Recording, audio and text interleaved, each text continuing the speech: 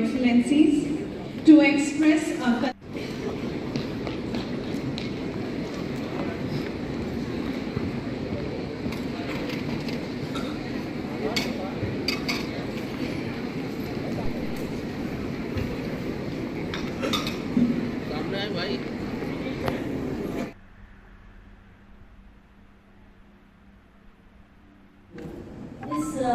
अंतर्राष्ट्रीय सम्मेलन का उद्देश्य है कि जो विश्व की व्यवस्था है वो बहुत अच्छी नहीं है। पर्यावरण बदलाव है, कोविड जैसे पैंडेमिक्स रहे हैं और जो टेक्नोलॉजीज हैं, तकनीकें हैं और आर्टिफिशियल इंटेलिजेंस है, उसकी वजह से दुनिया एक बहुत ही तेज़ी से टेक्नोलॉजिकल चेंज की तरफ जा रही है। लेकिन उसके लिए उसको कवर करने के लिए एक पर्याप्त तरीके से एथिकल कोड्स और लीगल कोड्स अभी नहीं हैं। और सबसे बड़ी चीज़ ये है दुनिया में जो असुरक्षा है। यूनाइटेड नेशंस संयुक्त राष्ट्र संघ का गठन इसलिए हुआ था 80 साल पहले कि वो दुनिया में लड़ाइयाँ ना हो, इसको सुनिश्चित करने के लिए संयुक्त राष्ट्र संघ का गठन हुआ था। लेकिन 80 साल तक जो है वो दुनिया में लड़ाइयाँ चल रही हैं।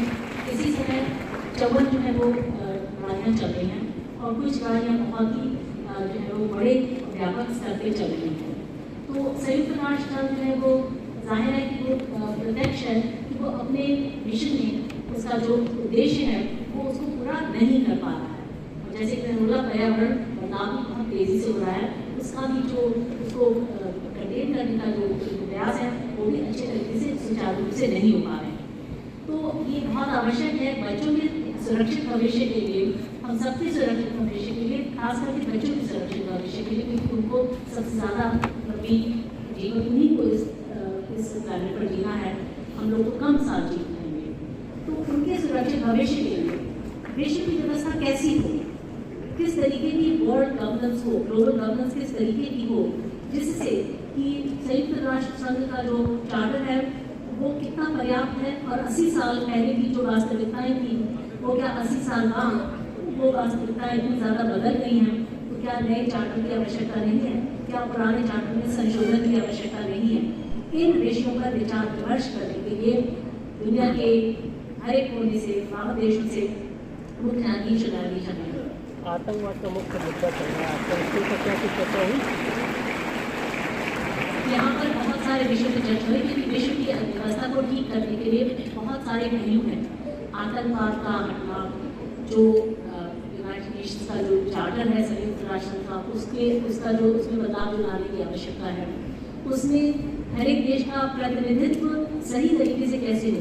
छोटे अभी एक बहुत बड़ी समस्या ये है कि छोटे देश और बड़े देश सभी को जो है वो समान रूप से एक वोट बनता है वहाँ, जो सही नहीं माना जाता है, क्योंकि प्रतिनिधित्व के लिहाज से ये सही नहीं है। तो प्रतिनिधित्व का कौन सा ऐसा फॉर्मूला हो जिससे कि हर एक देश का प्रतिनिधित्व जो है वो एक न्यायपूर्ण तरीके से हो।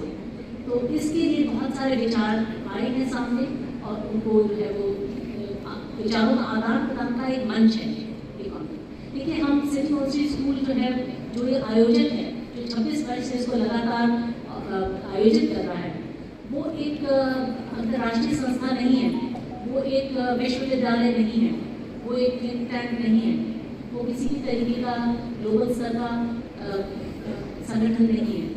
लेकिन ये एक स्कूल है, तो स्कूल क्या कर सकता है, वो ये कर रहा है कि एक मंच प्रोवाइड कर रहा है, मंच दे रहा है जहाँ पर दुनिया के वरिष्ठतम न्यायविद आकर के इस बात पर गौर कर सकते हैं, चर्चा कर सकते हैं, विचार विमर्श करते हैं और अपने अपने देशों में इन बातों को वापस लेके जाते हैं। अपने देशों में जो इनके प्रमाण व्यक्ति हैं उनके साथ एक कहते एक वातावरण बनता है, एक सोच का।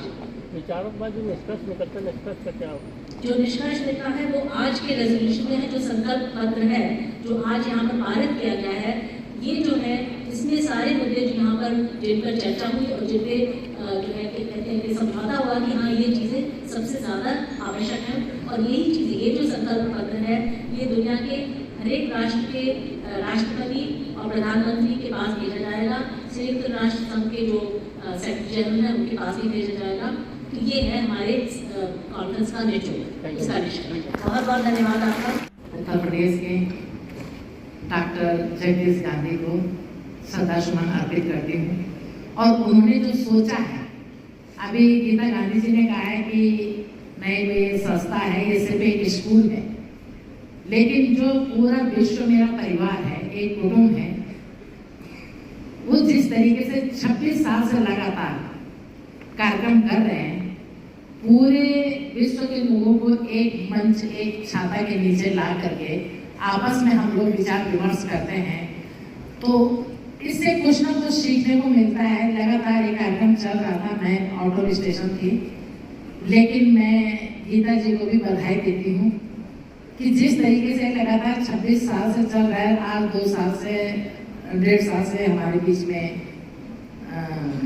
जगदीश गांधी जी नहीं है, लेकिन ये लगातार चल रहे हैं, उनके पग चिन्हों पे चल रहे हैं, इसके लिए मैं इनको बधाई देती हूँ।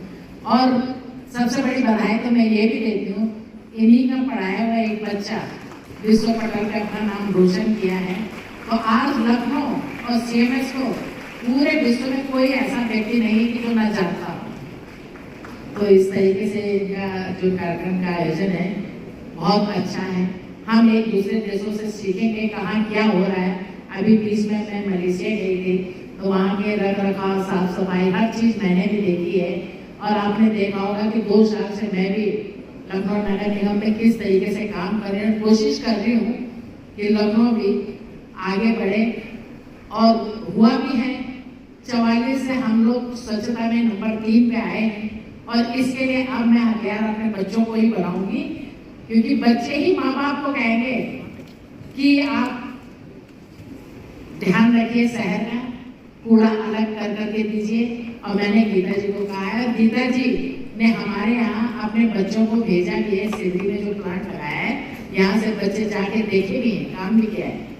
और लखनऊ ने बहुत बड़ा काम किया, सिद्धि प्लांट है, जिसको राज्य सरकार की अपनी प्रतिनिधिमंडल आया था, और आंध्र प्रदेश के भी स्वयं मंत्री जी आए थे। तो कुछ हमको ऐसा अलग करना चाहिए जिससे शहर का नाम रोशन हो। इसमें आप सबका भी सहयोग है। अगर आज कोई नाम रोशन होता है शहर में, तो आपका भी, मेरा भी, स्कूल का भी, सबका नाम रोशन होता है। बहुत बहुत धन्यवाद। मैं आज वैसे तीसरी बार ये कार्यक्रम में आई हूँ, और लगातार कार्यक्रम देख रही हूँ जिस तरीके से डॉक्टर जगदीश गांधी जी ने इसको आगे बढ़ाया है, और पूरे विश्व से माननीय न्यायाधीश आते हैं और हर चीज़ों पे चर्चा होती है, कैसे न्याय किया जाता है, या आपके अपने देश में क्या हमको करना चाहिए। तो इससे कुछ ना कुछ किसी न किसी देश से सीखने को मिलता है और आगे काम करने को मिलता है। The problems are so big, we are so small, how can we make a difference, and therefore why make this effort. But I want to share with you something that my father, I've heard him say many times, and I'm saying it at the risk of some repetition.